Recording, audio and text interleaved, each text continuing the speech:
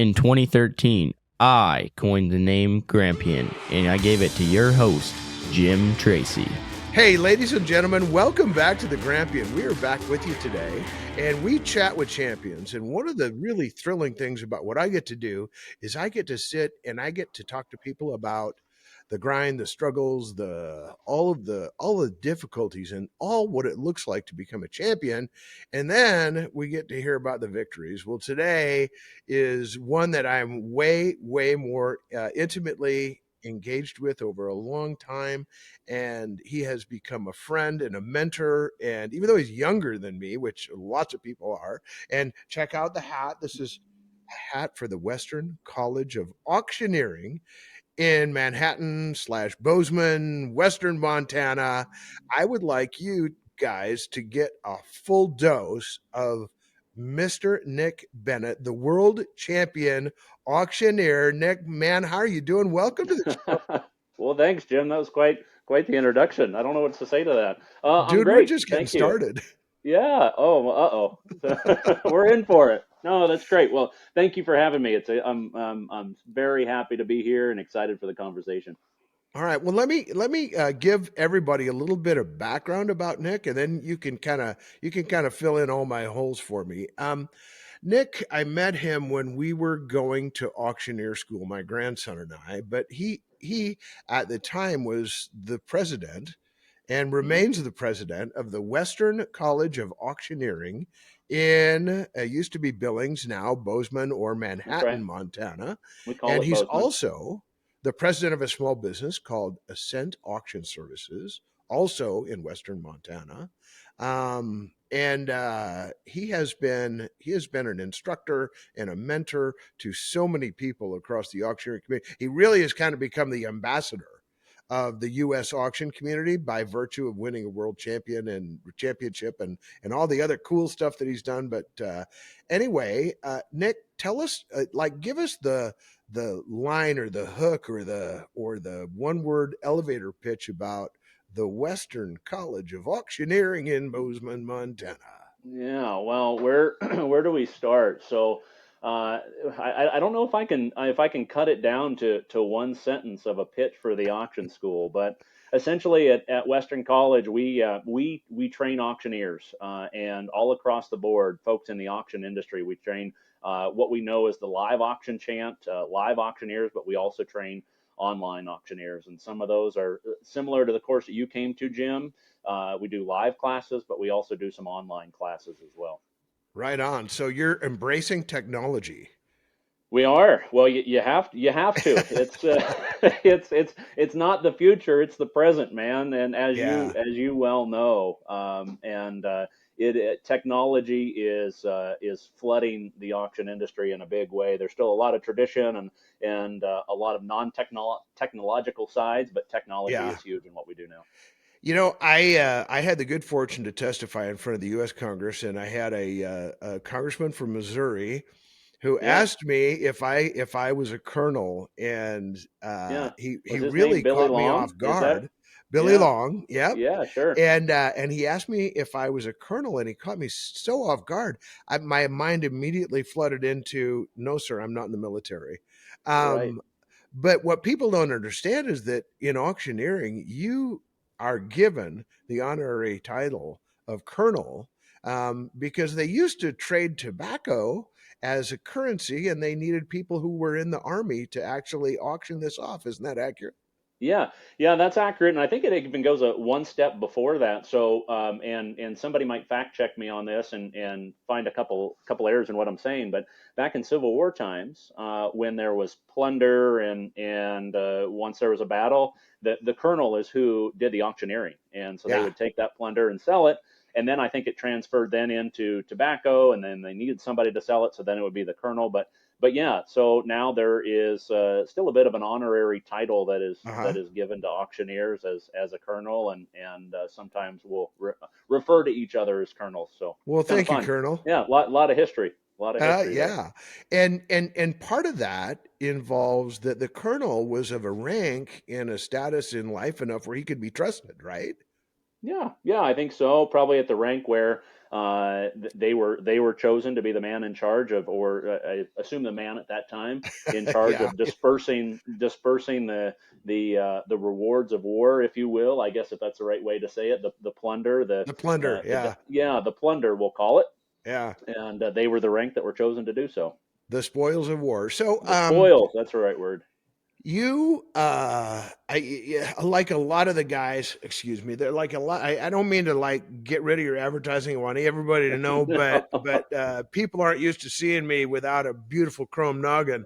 Um, I like a lot of the champions we talk to. You're one of those guys who like married way over your pay grade. You married to Big time. Liz, and you've been married Yes. since.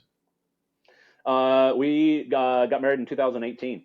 That's a good thing that you remembered that day. So, Yeah, yeah, yeah. You saw me have to go, oh, but I pulled it yeah, out. Yeah. and No, Liz is a wonderful woman, and she and I make a great team. And well, well, you make a great face. You're the face of the organization, but she is the workhorse, man. His wife is a CPA with a That's right. master's in accountancy, so she keeps him in check and in line. Is that accurate? That's totally the truth. When we first started dating and were first married, she was a CPA and she worked for a local CPA firm here in town. And taxes were her what she did every single day. Now she works within our company, and the beauty of it is within an auction business we take merchandise and turn it into cash. And so I deal with the merchandise and she deals with the cash, and Yeah. that's her strength, and she's awesome at All right. Well, we know who's trustworthy now. But before it. you got That's right. married, you were a graduate. I mean, people think auctioneer and they think you come up through the ranks, but that's not always the case. You graduated. You're a bobcat from our beloved Montana State University. Is that Montana accurate? State University. Yeah, that's exactly right. I came to Montana State in 2004 and graduated in 2008, and a Bobcat through and through. While I don't really follow sports too awful much when it comes down to it, I'm a Bobcat fan and have never cared much about a grizzly bear. Right on, right on. You're going to make some enemies over in Missoula. That's right. I'll make some good friends though too. That's what I care about. All right. So you get out of college and then you decide that something grabs you and you want to go to auction college. And you Yeah, went to Western College. Where else? Western College of Western College of Auctioneering. Auctioneering. Yeah, And at that time in Billings. that's right. Yes. Yeah. And so what led you to go to auction school? Yeah, good question. Well, I had my degree from MSU was in small business management and entrepreneurship, and Hmm. so that's what I really enjoy is business and development. And I had out of school, I'd started a small mobile meat game, wild game processing business that I was running. I ran that for 5 or 6 years and was in the beginning stages of two other small businesses with a business partner. And Uh-huh. he actually decided to go to Uganda and do some missionary work. And so it was a little bit out of the blue. Now we're still really good friends. I'll mention that he's a great guy, but we put those businesses on hold. Actually, we dissolved them. And so I was at a spot. I was 25, 26 years old and trying to figure out, okay, that was my next 10 years. What do I want to do now? And Yeah. I ended up working on a ranch in central part of the state for a short time, just kind of treading water, Hmm. and then decided to go to auction school. I actually here were my two options, Jim, that I had in my head. I said, well, I'm still young enough that if I went into the military, I would like to fly fighter jets, fighter pilot, or Uh-huh. be a fighter pilot. Yeah. Um, but I don't know if the military is really what I want to do. And I said, I've always been interested in the auction industry. I've loved the chant and the romance of the auctioneer. Hmm. And so I'm going to give that a shot. And uniquely enough, I have a cousin who passed away handful of years ago at the age of 26. He was 2 years older than I was. He was an auctioneer, passed away in a hunting accident, unfortunately. Oh no. But he was also part of the reason that I wanted to just try that out. Right on. Well, Yeah. so then you go to auction school Hmm. and then I mean, this is like one of those chains that you have to keep adding links to just to try and understand it. A year later, you acquire the Western College of Auctioneering. So Yeah. you go from a student to owning the business, and you're still wet behind the ears as an auctioneer, but now you own the college that trains them. Yeah, yeah, very not a traditional path by any means, but as I said, I enjoy small business and I enjoy that end of it. So yeah, I got out of auction school. I was working in central Montana. I went to work for the Shobe family, who have been close friends and mentors of Yeah. mine for a very long time and And still Kyle are. was a great teacher of mine. Yeah, That's yeah. my last and only claim to fame is you and Kyle. Oh, well, Kyle, you don't need to claim me.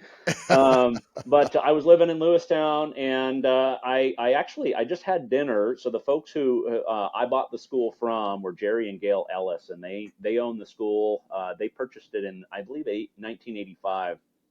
And I was in Billings where they lived and ran the school, and asked them if they wanted to go to dinner. And I remember standing up from dinner and saying, if you ever have an interest in selling the school, transitioning, let me know. Well, little bit did I know that they had already been trying to sell the school to some of the instructors at that time, Wow. and they called me maybe 2 weeks, 4 weeks later, and said, let's talk. So actually, Kyle and I, they had extended that offer to Kyle as well, and we both went down and looked at it.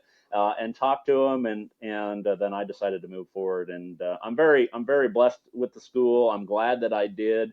The school has been a gift in many different ways, which we can Yeah. dive into here later on. Yeah.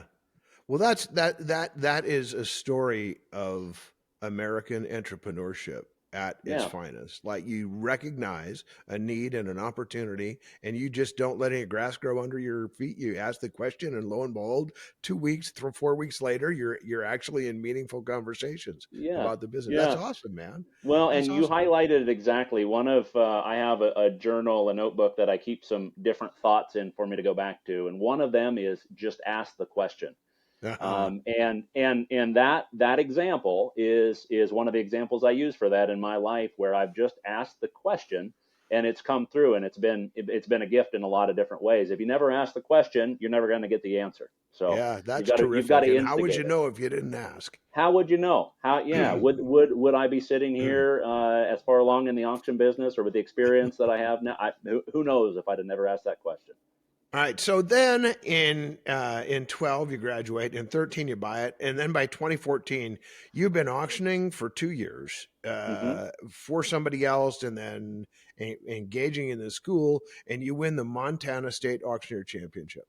Yeah. That's like got to be one of those check marks. Like check Oh, that box, man. absolutely. That was awesome. Yeah. Well, something that I find in life is it's good to have benchmarks and goals to achieve.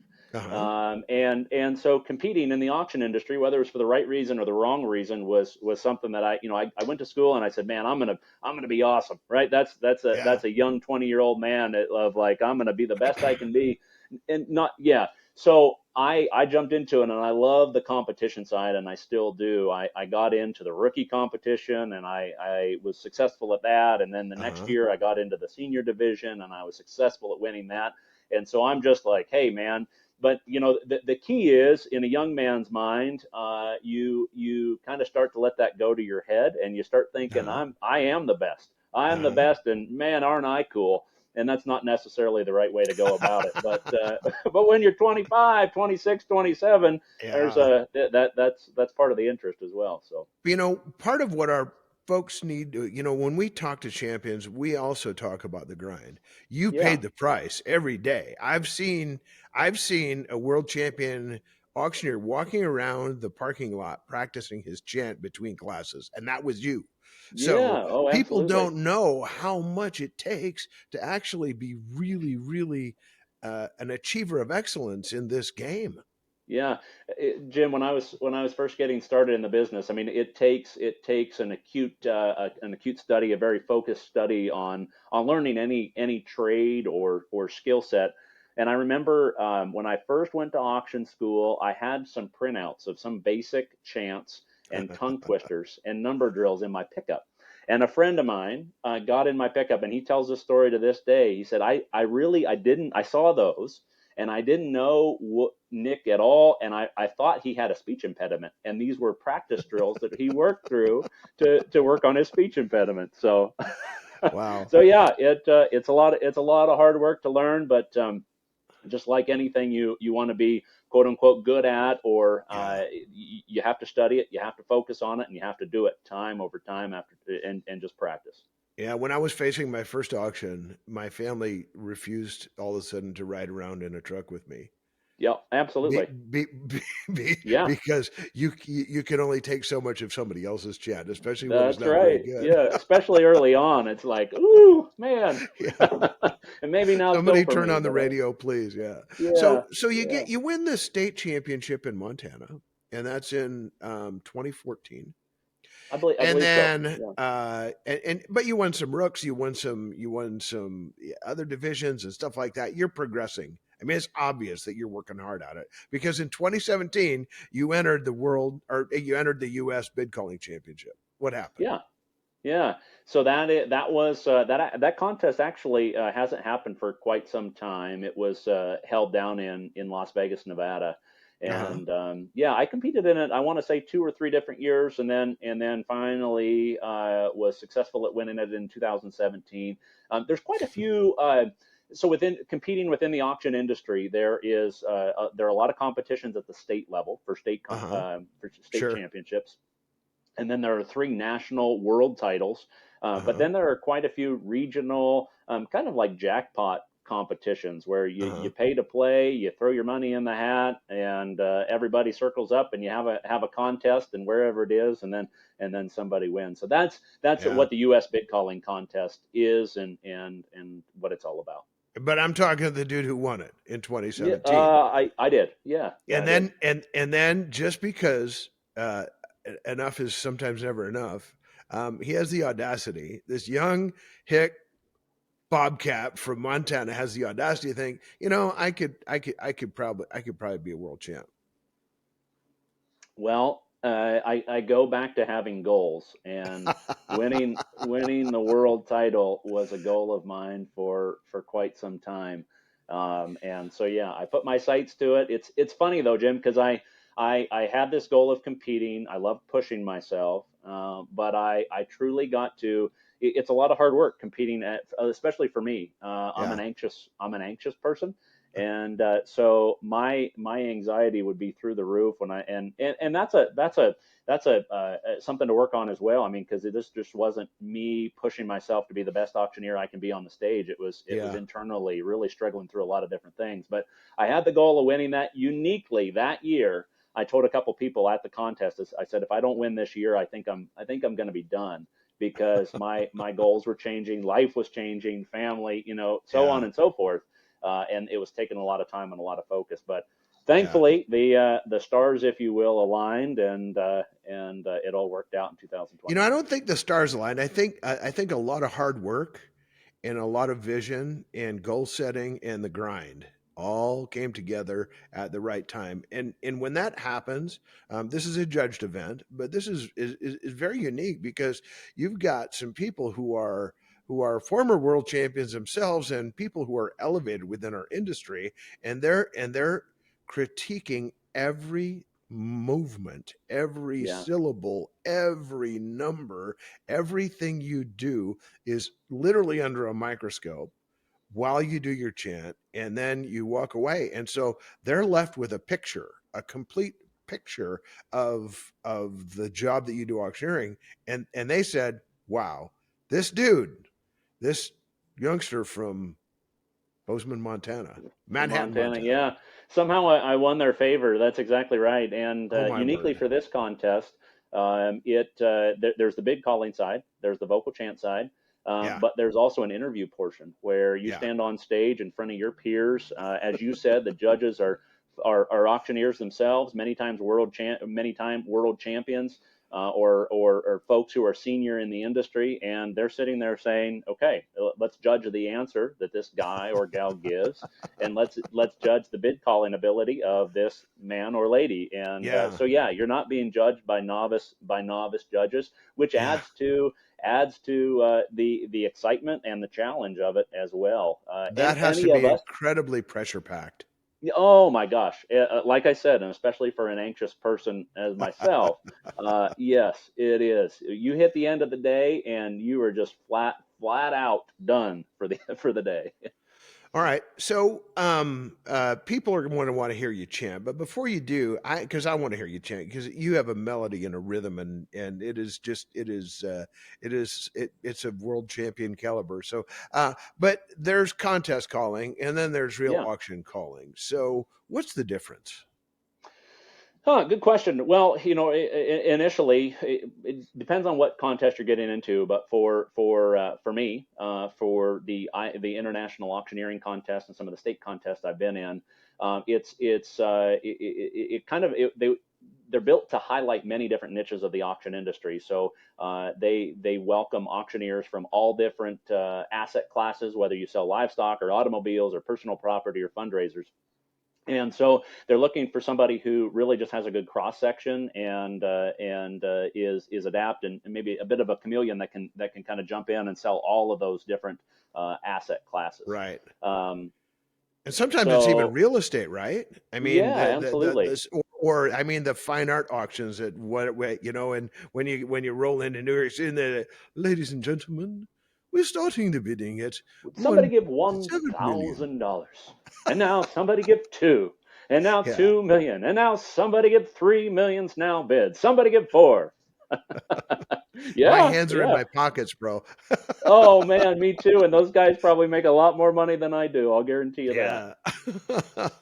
Well, so when you think about auctioneering, what is your I mean, if you had a favorite, if you could say, "Hey, this is my favorite. This is the if I had 10 auctions to do, I would go to all 10 if they were." Yeah. In terms of what asset class? Yeah. Yeah. Well, my love now, newfound, not newfound, but my preferred auction is in the equipment industry, and Okay. that's what we sell with our company is agricultural and construction equipment. Wow. I got into the business with this idea, or with the idea that I was going to be a livestock auctioneer, and I still have a deep love for that. Hmm. But the reality was, I was 26 years old and trying to make a living, and I was knocking on doors that some weren't opening and some were, Yeah. and I took the path that where the doors opened. And at the time, I would have preferred to get a little bit more heavily into the livestock industry, but I love where we are, and I found a new passion. In the livestock industry, most of the people are not going to have any clear understanding at all because they're actually not selling cattle. They're they're selling meat. Yeah, yeah. Well, yes, and no. I mean, there's different categories, different classes of cattle and Sure. livestock that they're selling, and everything has a different purpose. You're Yeah. right. A lot of times they are selling meat that's going to be processed, but also at the same time there are a lot of younger cattle or bred cattle or breeding stock that Sure. are being sold that are actually going to go back into production, if you will. Yeah, but the people, if you went into a livestock auction, especially at a cattle auction, you're Yeah, not going to understand what's going on. You're not going to understand why nobody's waving. You're not going to understand why, that's right. there's that guy in the audience who moves his left index finger 3/4 of an inch, and that's all he's ever going to bid. But Oh, everybody that's knows the game there, and so right. it's unintelligible really to a common person.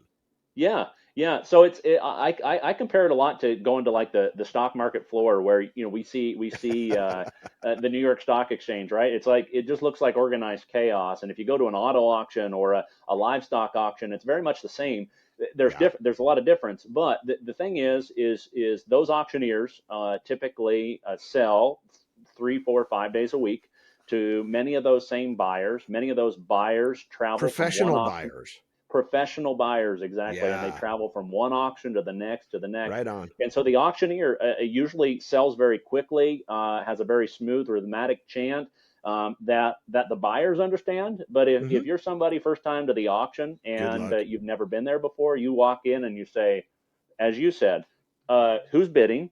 And what is that auctioneer saying? And what is going on here? Yeah. There's a lot of understanding that happens just because the auctioneer is very seasoned and you have very seasoned professional buyers that do that professionally for a living. Conversely, now you're doing equipment auctions, and Yes. now I'm a dirt pusher, man, and I want to buy me a D9 cat, and you got one Yeah, for sale. So I've seen that, and now I'm coming to your sale. How is it different? He's not a professional buyer, obviously, but right. yeah, how's it different? Yeah, so auctioneering is not just is not standing up and just spitting numbers. We're communicators, right? And we have to be Uh, able to communicate one with the person who is very seasoned as well as the person who's walking into an auction for the first time. And it's our job in a vocal auction and a live auction to know that that's the case. If somebody's looking at you and kind of trying to figure out what you're saying, that's your fault that you're not communicating that with them. right. So there are a lot of times that I mean, you going from one auction to the next, or when you're looking at one bidder asking for a bid to the next bidder, judging, understanding their comprehension and what Yeah. they're understanding of what you're saying. And Sometimes it's maximizing the different. value for your customer. I mean, And that's that's your exactly right. job, Yeah, we right? work for our customers. We maximize Exactly. value. That's exactly right, and it's our job not to just say he doesn't understand, she doesn't understand. Therefore, I'm not going to clarify what I'm asking for. Yeah, right on. So I have a sweet spot for benefit auctions because you can Yeah, really relate to the crowds and you get to kind of pick and absolutely. choose your cause a bit. And so, Hmm. but you also get to slow way down. And as a really old and slow auctioneer, I get to slow down. But that is a deeper level of communication because the people at a benefit auction usually have a heart for the mission of whatever That's charity it exactly is, right. right? Yeah. Yeah. Oh, So absolutely, absolutely. There's passion behind what they're doing. A lot of times at a for sure. fundraising auction, you're almost not asking people. You have a trip to Hawaii, right? That should be worth $5,000. You're not really wanting them to pay for that trip. You're wanting them to donate money, and you're Yeah. wanting a trip that should cost $5,000 to bring 10 Yeah. because that extra five is going to the cause and Yeah. going to good work for somebody. Yeah, for sure. And so auctioneers do a good thing all the way around, but I would like you to give people a view of what it sounds like when a champion auctioneer kind of rolls into it. I mean, give me a little bid call and see what it sounds like, Nick. Go ahead. Yeah, sure. All right. Well, I'll give you a little bit of an idea of what a fundraising bid call sounds like, and then jump into more of a professional buyer scenario, if that sounds good. Sweet deal and Uh, go. okay. All right, ladies and gentlemen, we have a trip for four to Hawaii. Here we go. Somebody give $1,000 for it, 1,000, $1,500, 15 two. I'm at 2,925. 25 now, Ben. Somebody get three. I'm at 3,000s right there, sir. Somebody get 35 gems in. 35, four. I'm at four, not 37 and a half. Now four. I'm at I'm in a Hawaii, 4,000, man. 4,000 right there. Four, not two and a half. I'm at 42, two and a half. 42. Somebody get 42, 50. Sold $4,000 for it. Okay, now All we're into a right. professional. Here's into a professional buyer situation. All right, hand me the dollar down. I'm bearing on two down. 2,922 and a half. Fire down. Find the better number. 7.5. 3,000. I'm at three, not two. Two. Dig down. Dig down. Dig down. Dig down. 32 and a half. 30. Find out in 35. 7.5. You're 35. 7.5. Four down. 2.5. 42. 1. 2. Now 3. I'm at 43. 4. 43. 44 to the bid. 44 down 5. So 4,400 out of 4,400. Next lot. So you always say sold. Why is Yeah. that the magic word? Well, because it's the conclusion of the sale, right? We Legally can't leave. binding. Yeah, legally binding, exactly. You don't want to leave the sale open ended. Sold is the legally binding word that inks the contract. Yeah. So I noticed some things in there. And so I'm going to show you what a non world champion, total amateur rank guy looks like because you taught me this. It's in, and we go 5 and 10, 15, 20, 25, 30, 35, 40, 45, 50. And then you heard me put that little and in there. Hmm. That is what we know as a filler word, and it helps us like process and think and do math. So it's and 5 now, 10, $15, here we go, 20, 25, 30, 30 now, 40, 40 now, can I hit 50? Would you give 50 now? Hey, there you go. And so it doesn't have to be fast, but it has to be for me, it has to be very understandable because like I say, I'm an amateur dealing with amateurs. Well, Tell and us and a about lot of times you're filler in a words. fundraising situation. Yeah, Yeah, exactly. always. Yeah. Yeah, yeah. Well, So and those. Yeah, I'm sorry. Tell us about filler words. Yeah. Absolutely. I kind of knew where you were going there. So filler words, they do a couple of different things. You know, and this is me kind of nerding out on the auction chant. So Uh-huh. I hope you find this interesting, Oh, or the I do. listeners do. But Hey, if they're so listening still on the podcast, they really actually are digging it. that's right. That's right. That's what we want. So Uh-huh. in the auction chant, you know, our goal is to gather as much money as we can as quickly as possible. So we don't like a lot of filler words in a chant. That's my personal opinion. What we teach at our auction school is that you want to be able to use filler words, but also take them out. If you have a room of 100 people and you say, "All right, ladies and gentlemen, somebody give $1,000 for it, 1,000," and 10 hands go in the air. If you have a lot of filler word between your chant, because you know the aura of the auctioneer is that what is that between, you know, what do you say between one and two? What is that? What, you know, how, where does Yeah. that come from? But if you have to say $1 bid now two, would you bid me two, and you've got people trying to give you money, you're Yeah. really slowing the process down, Right. right? You're hurting yourself. And If you can everybody say, hates a slow auction. yeah, that's right. So if you're able to say one, two, three, four, five, six, seven, eight, eight, eight, nine, nine, nine, 10, that is really an effective auctioneer when you have a Boom. lot of hands in the air. So the Yeah. point we're getting at is what are filler words and how do they benefit your chant? There are times when the bidding slows down that you need some additional verbiage in your chant, if you Mm-hmm. will, or something to stretch it out, as you said. Yeah. Also, it adds some rhythm and some cadence, and there's a lot of structure you can't just say anything within your chant. You can, but you need to make it fit the rhythm and fit the cadence, Yeah. that gives the auctioneer that aura of a pleasant sound to listen to. All right, so I haven't prepped you at all for this, but I want people to understand the mental discipline that comes along with auctioneering. So, one Sure. of the skills that we learn when we go to the Western College of Auctioneering is how to count backwards by two and a Yeah. half. So, right off the top of your head, I want you to start at 75 and count backwards to 50 by two and a halves. 75, Go. 72 and a half, 70, 67 and a half, 65, 62 and a half, 60, 57 and a half, 55, 52 and a half, 50. Woo! Yeah, man. You still got it. You still All got it. right, And now so, now it's your turn, Jim. You do it now. I would count it forward for you, but probably not on the air because I'm out of practice, man. All right. 75, I'll 72 I'll and a half, I'll 70, take that 67 and a half, excuse. 65, 62 and a half, 60. Got 57 and a half now, 55, 52 and a half, 50. So I Perfect. can do it Well a done. little, but I need a refresher. And speaking of that, I want you to know that you have motivated me, and I have signed Gus and Gus up is my grandson, Yeah. who we're going to talk about in a minute. And Gus and I and another grandson, and perhaps one of my sons is going to go with us to the Professional Ringman's Institute Oh, that's because we fantastic. really think that that is a critical part. A ringman is a critical part of our Yeah. profession. Yeah. Oh, it absolutely is, and that's a great training program, and I know you'll enjoy it. And a tremendous amount of fun to be a ringman too. I mean, Yeah. Oh, very absolutely. low pressure, but lots of fun. So, That's right. um, A well-trained ringman is worth their weight in gold. priceless, yeah. Yeah. So, one of the things that I go back to all the time, in terms of confidence, and I especially I speak to a lot of youth now, and and when they introduce themselves, they often put up a limp hand and they say, Hmm. "Hi, my name is so and so," and they look down, and it's almost like they're embarrassed of who they are. But when I went to the Western College of Auctioneering, they said you need to introduce yourself in a way that people will remember because you're putting together a brand. And so I learned to say, "Good afternoon, good evening, ladies and gentlemen. My name is Jim Tracy, and I am from Eagle, Idaho." I mean, you imprinted that on me, and now generations behind me, bro. Yeah, yeah. Well, and that was imprinted on me when I went to auction school, and it has for a very long time. The uniqueness of that and where that really came from and started was, you know, so Western College of Auctioneering was started in 1948, and since Wow. then until now, we have folks that attend school from all over the country, all over the continent, and around the world, to that matter.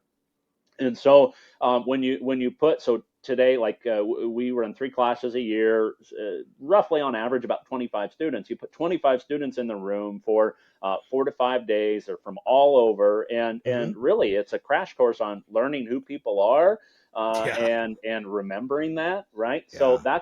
that's why we use that a lot, is because you're meeting a lot of new people. But as we all know in life, and not just in business but in personal life, it's good to remember who people are.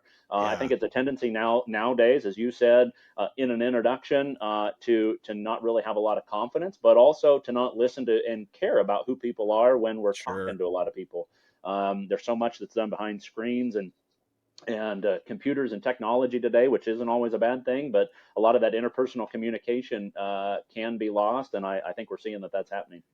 Well, Nick, I got a cool story for you. We did my grandson Gus and I went Yeah. to the auction school together, and Yep. and incidentally, Gus was the youngest auctioneer to graduate from the Western College of Auctioneering. I can't figure out He still was. why you let him in, other than he Yeah. really is. He really fights above his weight class. But he was Well, he's a 14 years wonderful young old. man too. Yeah. Yeah. 14 years Absolutely. old, and so we get on a stage, and he's 15 or 16 at this time, and I'm pretty proud. I'm a grandpa, and as the grampian, and I say, ladies and gentlemen, my name is Jim Tracy. I am from Eagle, Idaho, and I am joined today with my grandson, who is the youngest graduate ever in from the Western College of Auctioneering. And everybody like go, yeah! And Gus steps up to the stage, and he's got a headset mic on. He's like goes totally calm. He says, ladies and gentlemen, my name is Gus Tracy, and I am joined today by Jim Tracy, who is the oldest graduate of the Western College. And the crowd just went crazy. They just loved it. But that's the Oh, I kind of love it. confidence that your school bred in a 14, 15, 16-year old, and it's still holding true today. So man, you get a salute from me. No, well, thanks. It's not just what I do. We have a wonderful heritage within the auction school, and we have a wonderful support team of instructors and people who've been a part of it. It's a privilege to be a part of it for myself, and to be at the helm at some time. But we've got a great team, and that's really what makes it successful and impactful in a lot of people's lives. Yeah. Well, speaking of successful, I want to say thank you to our sponsor, Grandparents Academy. Grandparents Academy, if you go to grandparentsacademy.org, you're going to find that they have a wonderful, wonderful way to help grandparents from a long ways away. They're one of our sponsors. We appreciate them, but we appreciate you too, Nick. And we appreciate the auction business, the auction school. Tell us a little bit, give us the elevator pitch on Ascent Auction Services.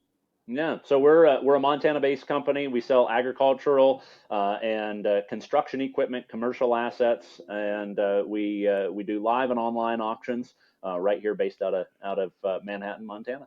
Yeah, but if somebody was in Missouri and they needed an auctioneer, could they call you? Hey, give us a call. We'll either be there to help you or give you a great connection to make it happen. All right. And that auction community is small, and you guys do take care It of one is. another. We really appreciate you.